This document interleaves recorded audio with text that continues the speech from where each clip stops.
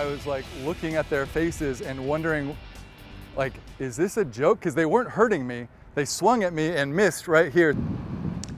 Well, it certainly was not a prank for this Phoenix man who says a deal on OfferUp turned into a terrifying fake transaction.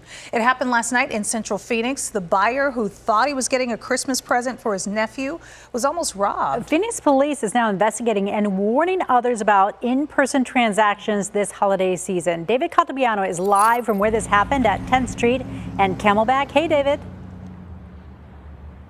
Hey, Jamie, good evening. Ben Powers thought he was meeting an elderly woman inside this shopping mall last night. He wanted to buy a Christmas present for his nephew coming up here in a couple of weeks. Well, it turns out, he says, the whole thing was a ruse with two large masked men coming after him and his cash. What was supposed to be an OfferUp deal that Ben Powers has done plenty of times turned into what he calls an attempted robbery last night at this shopping center on 10th Street in Camelback. And the guy was trying to rip the backpack off of my back because it was on both shoulders.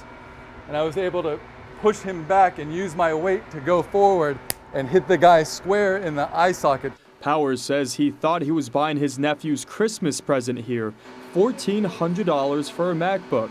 Instead of meeting the elderly woman he was talking to on the app, two large masked men showed up. After the struggle, Powers screamed for help. And they let me go for some reason, but I held on to his hoodie.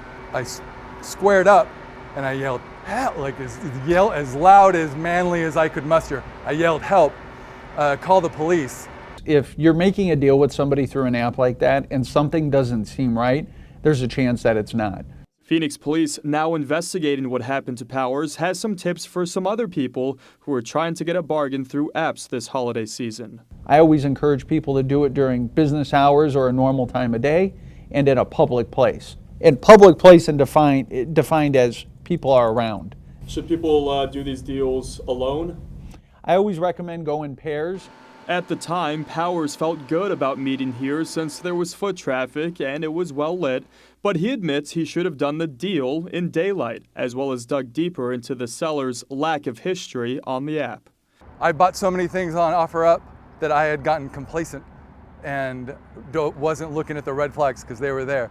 Now he has a message for other holiday shoppers. Use your common sense like I didn't.